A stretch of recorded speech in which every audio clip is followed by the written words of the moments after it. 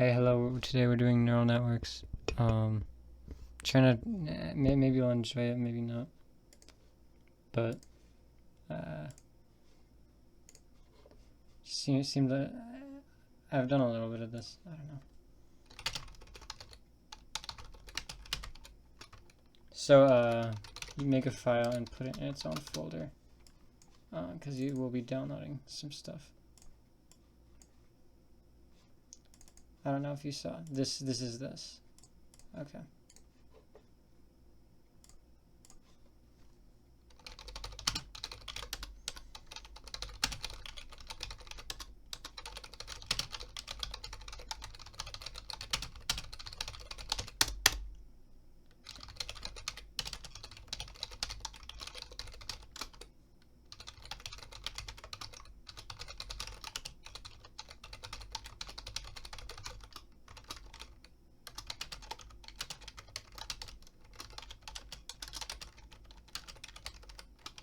So this first thing, as you can see, it normalizes. We'll be using like CIFAR dataset. So this makes it a little bit more efficient, I guess.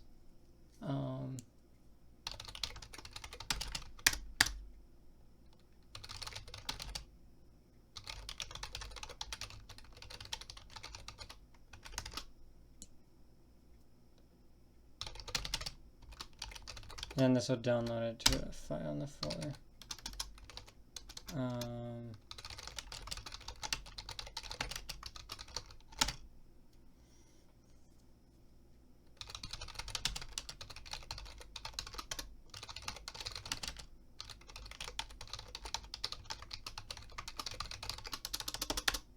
Shoot. That's not what we wanted.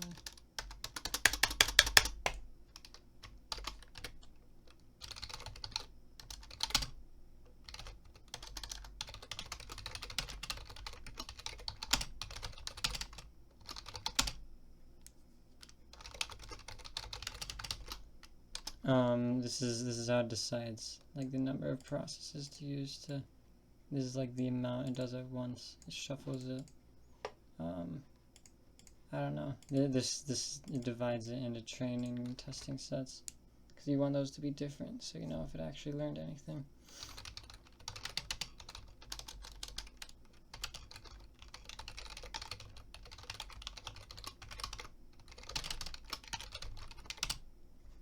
A lot of boilerplate. See, it's different here. Downloaded goes true because we're downloading it. We don't have it here.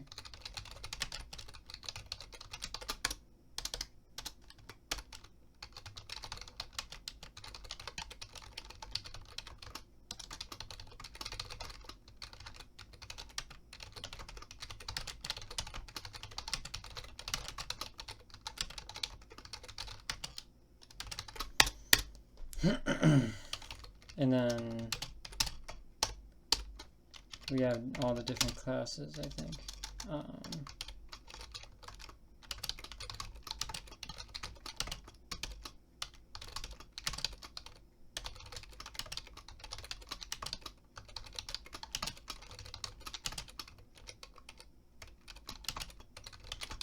That's all of them, I think. It's like kind of alphabetical, except, well, this is sort of based on a tutorial.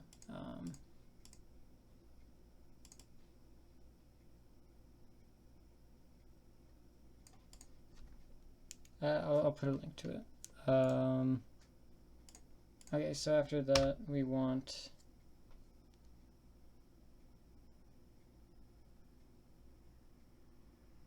I guess we'll train it.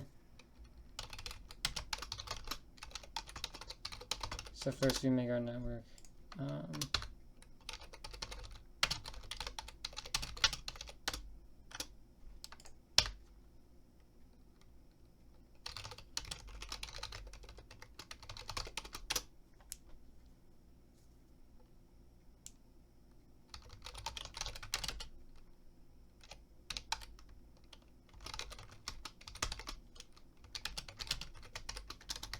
So this changes the 3 color channels to 6, 3 to 6, and then it narrows it by like, it groups like the 5 things together, and then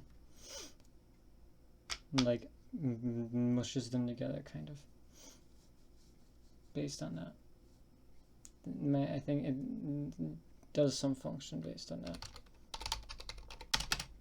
and that's apparently useful, so I'm not going to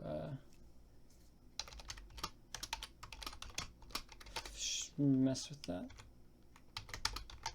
And then this narrows it by choosing the maximum pixel for all 6 of these channels, and then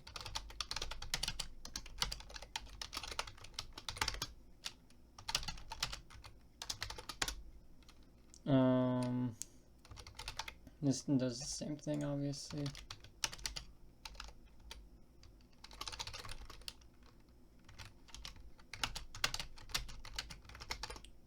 This is something I didn't understand for the longest time, but this, it narrows 32 by 32. It removes 2 from each edge because of linear algebra, and then it like divides it by 2, removes 2 from each edge, and divides it by 2. And if you do the math on that, I think 5 times 2 plus 4 times 2 plus 4 gives you 32, and so you can kind of do that backwards.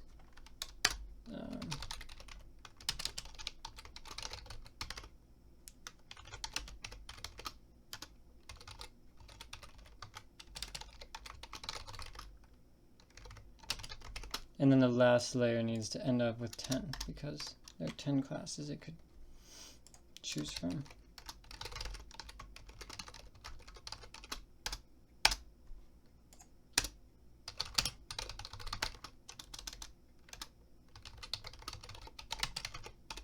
And then this is for the forward propagation, and it does the back propagation automatically when you define this, which is pretty cool. Not going to explain that here. Wow, this is going to end up very long.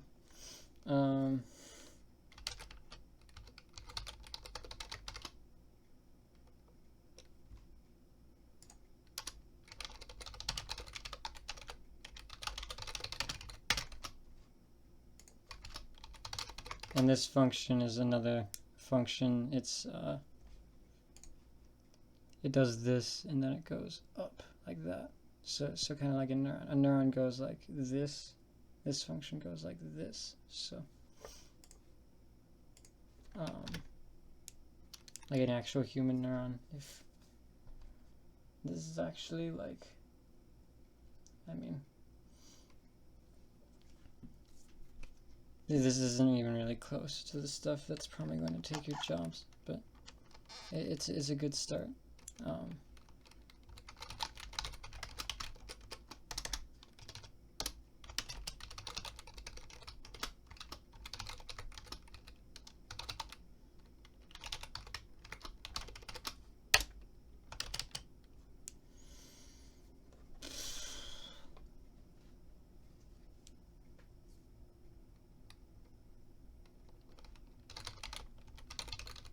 Then we need to flatten this out, so we can feed it into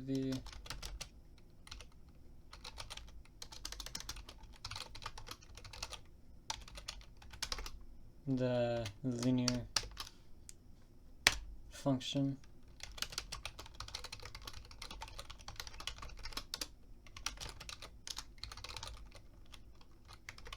And then you return it. Then we just train and then test.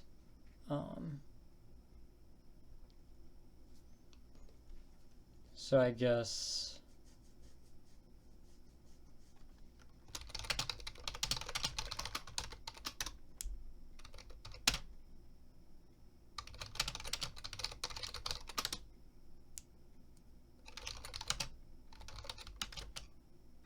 no. Okay.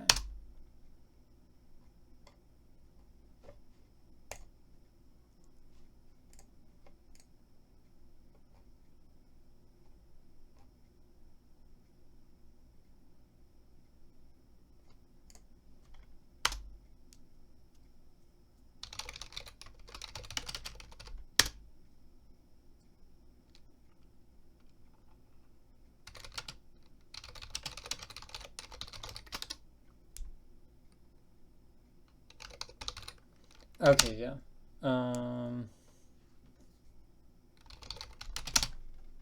Okay, no, what we need is...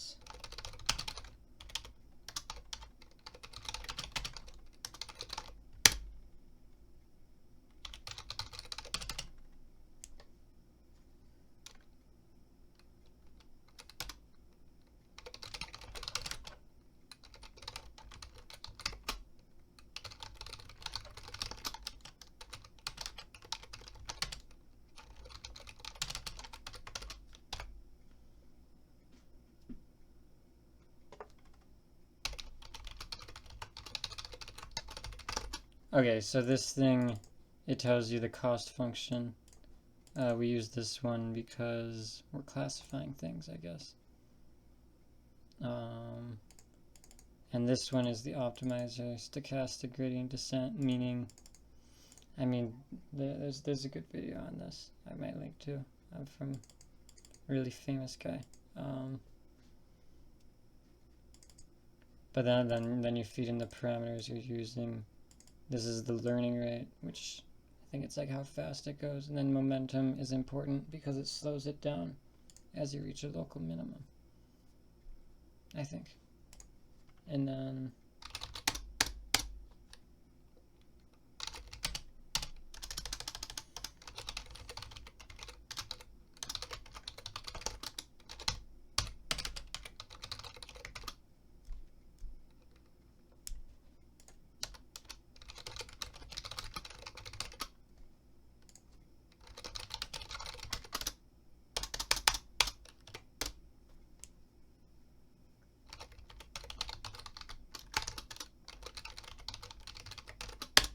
okay, so this is the feed forward loss function, does the back propagation. This is actually what applies it. So you set it to 0 and then you stop, and then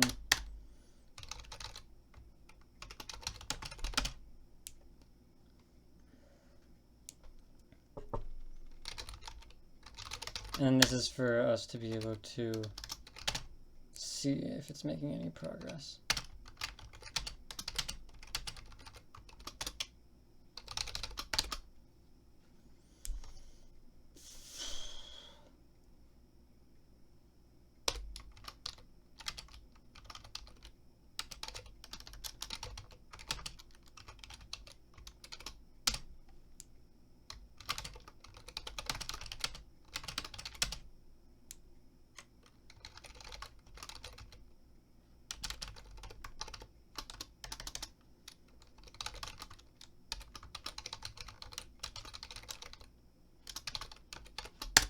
Okay, so that's how you train the model. Now we need to test it.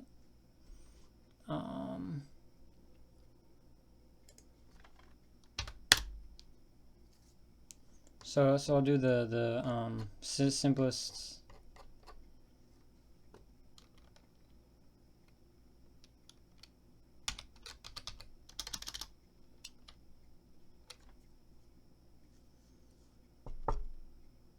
We could have it display the image.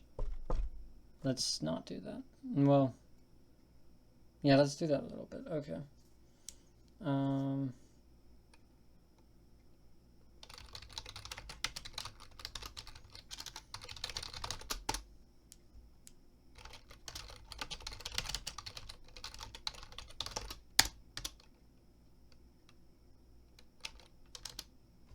Okay, we need to